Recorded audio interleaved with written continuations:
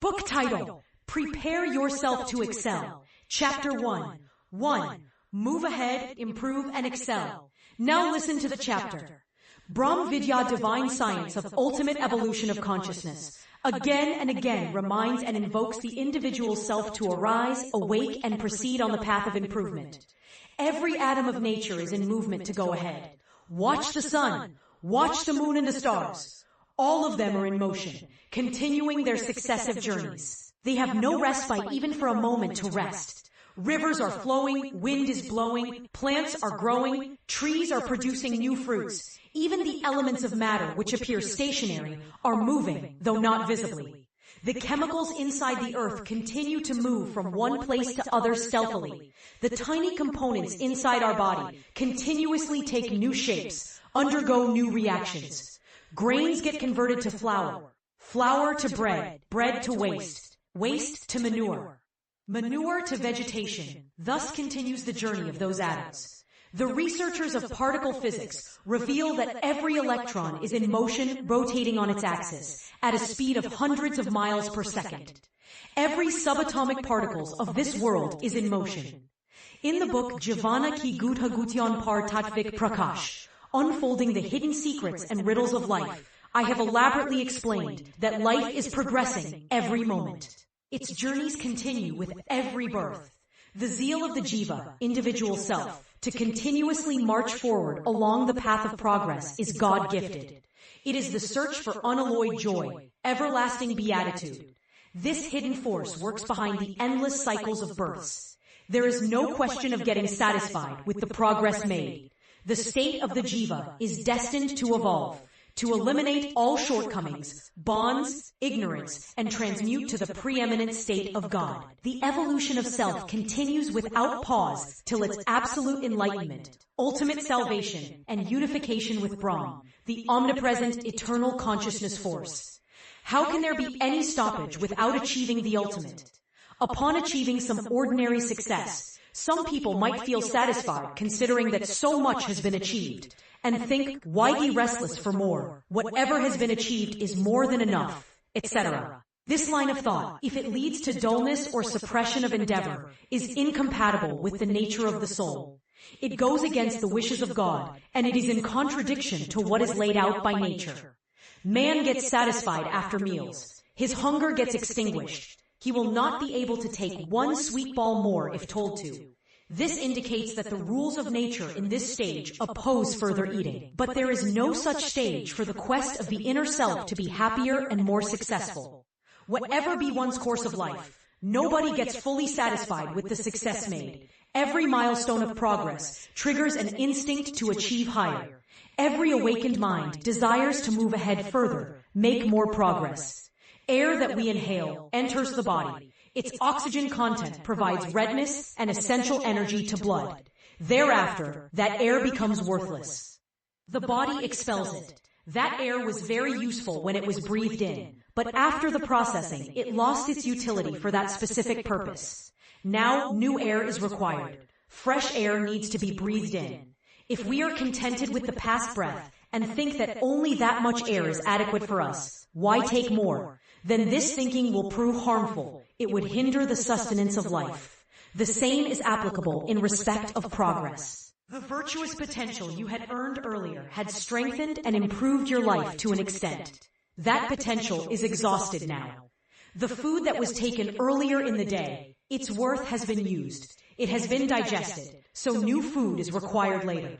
Air that was inhaled last moment has been utilized. New breath is required now. The improvement achieved once had rendered progress at that time. To gain further additional strength, to rise further, to earn new motivation. New improvement is necessary. The car has moved 10 miles with 1 gallon petrol. Now, if it has to move any further, the driver has to provide it more petrol. Otherwise, it will stay put where it is. Further movement will not be possible. To move ahead further and further, new strength needs to be cultivated continuously. Your sequence of improvement should never stop. Please note, satisfaction also has another sense, which you will read in this book titled Darshanika Bula Bulaya, Labyrinth of Philosophy. This satisfaction is advised in the context of restraining the greed for selfish possession, sensual pleasures, etc. In the present context, you should only know never to cease moving ahead, on the excelsior of your life. Uninterruptedly, you have to move forward. Your empty vessel of pettiness needs to be filled by collecting greatness drop by drop. It is no use following the footsteps of that worthless man who falls in deep slumber the moment his stomach is full, and turns and grumbles only when hunger agitates him again. Watch the small ant, which prepares for its future. It collects grain in its hole for the time ahead, so that it can face struggles in its life with renewed determination, so that it can remain alive, even if it does not get an opportunity to get out of its hole for several days due to rains. The small honeybee also plans today for its tomorrow. So it is certainly not proper for man, the intelligent being, not to think ahead after fulfilling needs for the day.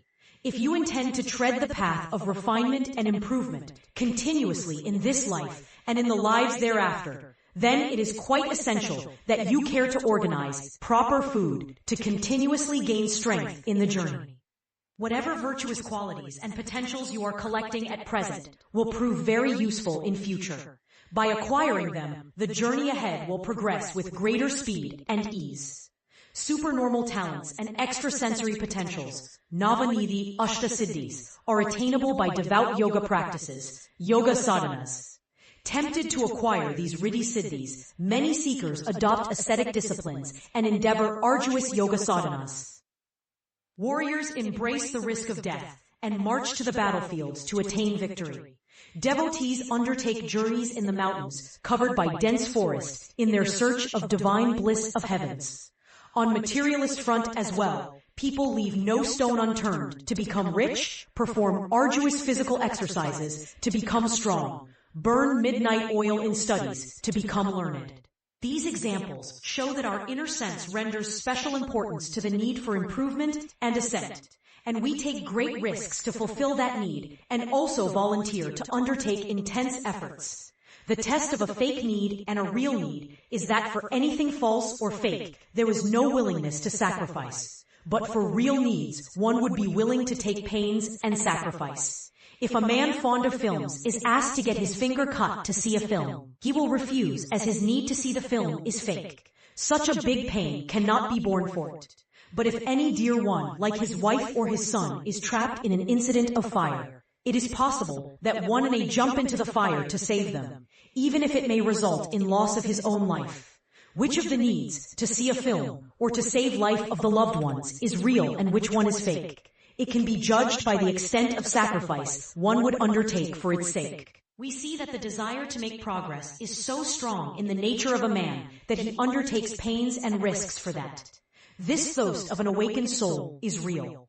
The real need is so intense and inducing that one gets compelled to strive for it with full force. Nobody dislikes taking rest and enjoying, but the desire to progress, inspired by God, is so strong that one willingly takes pains for the same, leaving aside all enjoyment. To remain contented means that for some reason, if success is not achieved, or is achieved not to the desired extent, in spite of best efforts, one would restrain anguish, avoid frustration and irritations, and remain calm, considering the results as God's wish. To make progress is ordained by God. Every wise man has agreed that obeying this God's wish is to be regarded as duty. This world is like a workplace where you have appeared for performing your tasks. You must wish to be victorious and prosperous by being successful in attaining your projected targets, and you must strive with full enthusiasm in fulfilling that wish. A parent loves that child more who is more industrious. The child who earns and bears his responsibilities is welcomed and taken care of at home. His parent does not wish to receive a part of his earnings. He or she just feels satisfied seeing the child's progress. If one child becomes a district collector and the other a beggar, the parents will always praise the child who has become district collector. Even though the material gains of that high post would go to the child only, the parents feel elated that their one creation has proved worthy. The parents are sad and disappointed with the beggar child, and they feel ashamed of his doings. They would not talk about him to anybody, and would not even disclose to any strangers that he is their son. Which parent would be proud of a dull, lethargic, or hopeless child? Who would really love him? When a child comes home after winning a game, or gaining success in an examination, or winning a competition, his parents' pleasure is expressed on their faces. They lift the child and embrace him with pride. Another child, who is weak and whiles away his time at home, will not be loved so much, even if he serves and caters to his parents' whole day. Instead of getting catered to, the parents would like that the child should make progress in his own life. Move ahead and win laurels. God also expects the same from mankind. The Almighty is very pleased to see you chivalrous, endeavoring, courageous, progressive, victorious, great, prosperous, learned, and virtuous, and He bestows His beatitude without expectation and without your prayers. He does not care whether you put on a vermilion sign on forehead or not, worship Him or not, offer Him eatables, and respect Him or not, as none of the tasks of omnipotent God get held up without all these. He does not get pleased with any of these, but His pleasure is apparent when He finds His sons rising up, making progress as He watches the success of His creation. It is observed that people who are progressive by nature continue to get assistance from somewhere or the other for moving ahead, at times suddenly, to an extent beyond their anticipation or imagination. Ordinary persons perform huge tasks. They unexpectedly get such opportunities which open up avenues of enormous progress. Seeing them, persons with average intellect remark that such and such person has turned lucky, that destiny has showered great support to accelerate his progress. We term it mercy of God. A parent always weighs the habits and wishes of his children. He sends that child to school who is keen to study. He opens a shop for the one who is interested in business and assigns the task of grazing the cattle to the one who is lazy and disinterested. The parent arranges finance if needed to set up business or to pay for fees and other expenses for studies for the ones who are inclined so. On getting the money order all of a sudden for meeting the expenses of studies, an innocent boy may feel that the help has appeared totally out of the blue. But in fact, nothing is sudden in this organized world. Every task progresses systematically. The child, being very keen to study, naturally draws the attention of his parents, and his sincere diligence compels them to arrange support for his studies. The parents do not care for a disinterested, effortless child after engaging him in the task of grazing once, but they cannot leave the industrious and studious children unattended. God is pleased with the earnest, worthy efforts of an individual who has a strong desire to excel, who wholeheartedly makes efforts and strives for chiseled refinement and progress. He is regarded as a true devotee and is graced by God's love. There is no surprise if God renders some special assistance to the one on whom He bestows special love. There is a well-known saying, God helps those who help themselves. The Supreme Father presents means of assistance for the people with progressive nature to make their endeavoring journey smooth. This is how getting sudden, indefinite, unknown assistance becomes possible. The Holy Bible states, "Demand and you will be granted. Knock and it will be open to you." The Holy Ramayana also implies the same. He who loves something truly will get it undoubtedly. This world is God's complete creation in all respects. Nothing is lacking or lying disorderly here. All can be achieved provided there is an inner desire, a strong will accompanied with intense efforts. When a small child crawls on his knees, his mother teaches him to stand and walk. She shows him a piece of sweet at a slightly higher point so that the child stands up to get it. When he has learnt to stand up, she tempts him with a fruit, a sweet, a toy, etc., to teach him to walk on feet and encourages the child. In this process, her hidden aim is that the child learns to stand up, leaving crawling, and learns to walk on his feet, and keeps up his progressive journey. Likewise, God has presented the attractions of name and fame, wealth, property, wisdom, strength, etc., so that we strive zealously to achieve them, and while making efforts, evolve our mental makeup to an improved, strong, and developed one. We are also performing like those small children who try to learn standing up and who walk enticed by a piece of sweet. Agreed that materialistic prosperity is perishable, It stays for a while and gets destroyed soon. Also agreed that it does not remain with anybody forever. But just for this reason, efforts to achieve it cannot be forsaken. Agreed that a piece of sweet cannot extinguish the hunger of the child for whole life. It cannot be retained forever and does not fulfill all his requirements.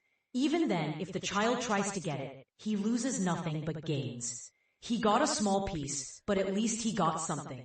He enjoyed the sweetness only for a while, but at least he gained the enjoyment. He felt happy to get the piece only for some time, but he gained the happiness of success in his attempts. Actually, he gained a lot and lost nothing. It can be observed that indirectly he achieved something much more valuable than just that piece. He achieved strength, he learned to stay on his feet, he received encouragement to make progress, he developed self-confidence, and he gained mental strength. Are all these not a lot of benefits? If that child would have remarked like the pessimists of today, "This piece is only a small one, will perish into stomach soon. Why should I take it? I will not take it, and will not take pains to stand up to get it." Would the mother have been happy to get this response? Would he himself have achieved any benefit by such attitude? Such thoughts would have proved harmful to him from any angle. Materialistic property is not for giving away, is not to be hated, nor is it worthless to touch. The pleasures enjoyed with our senses are not disgraceful. By creating hunger in the stomach, God has created a cycle for the man to remain engaged uninterruptedly, so that the sequence of his putting in a sustained effort and moving ahead does not cease. Similarly, other hungers have been created for other body senses. Sexual desire is not despicable. Deep researchers in sexology have established that for men of average class, involving in sex is necessary. Some bodily and mental illnesses crop up in evading sex against one's natural desire. World Census statistics shows that widows and widowers often have shorter lifespans, and their mortality rate is higher as compared to married couples on an average. This indicates possible effect of suppressing natural desires. Nose likes clean air. We will have to face the ill effects of living in an area of bad odor or polluted air if we suppress the hunger of the nose. Eyes like to see panoramic scenes. If suppressing their desire, we see filthy or abominable scenes. We will have to suffer the ill effects in one way or other as mental irritation, etc. In the form of natural hungers, man possesses a testing equipment to help him in readily ascertaining what is ordained for him by nature and what is not. Sometimes, leaving aside the medial or balanced path, man strays towards excess or extremes. This excess alone is sinful. The restraints or disciplines preached in the religious holy books are to control and avoid this excess, and to save our lives from decline. Otherwise, there is no harm in fulfilling natural needs. There is nothing to lose in making diligent efforts with a desire to achieve various small attractions, which appear before us. The benefit of these efforts will be physical as well as mental. Regard to make progress as your motto of life. Expand your knowledge and talents. Make continuous progress towards making your body healthy, strong, and graceful, towards being successful, and towards earning appreciation for your work. Be diligent to rise to higher levels. Have more and more.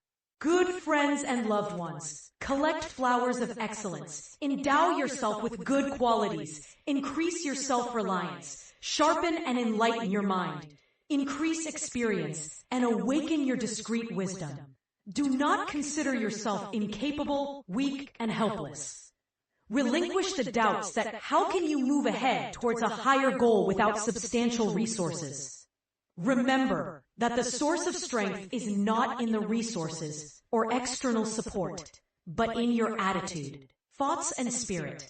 If you are raring to go with the desire of moving ahead, and your intense wish to make progress is growing stronger, then rest assured that you will definitely gain the resources.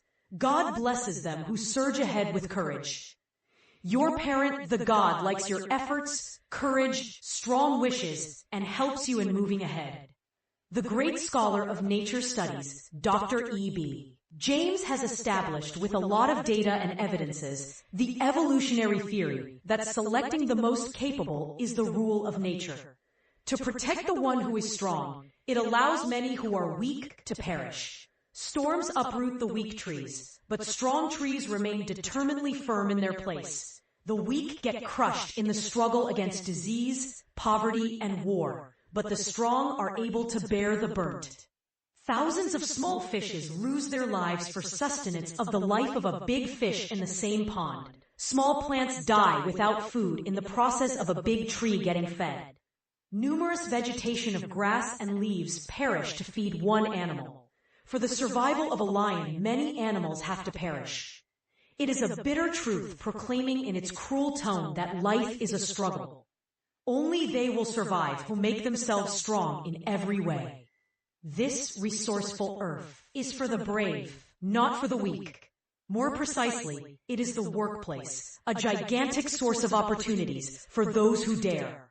Here the industrious are honored for the victory, and the weak, coward, effortless ones are rejected and thrown out mercilessly. Beware. Do not be under any wrong impression, for you may remain engrossed in relaxing and enjoying, and may neglect efforts towards garnering strength.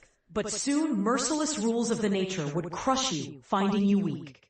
You may be compelled to fall into the cycle of unbearable troubles as a punishment for your weakness, effortlessness. So be careful from the beginning. Be careful and protect yourself. Get stronger and better. You should be strong to save yourself from getting ruined in the struggle of survival with dignity. Stand yourself up on strong foundations. Spiritual teachings imply that obedience to what God has ordained for means that you endeavor to progress, to excel. Steadfastness is required for self-protection. Firmness is necessary to avoid troubles. Strength is needed to enjoy the pleasures of luxury and prosperity.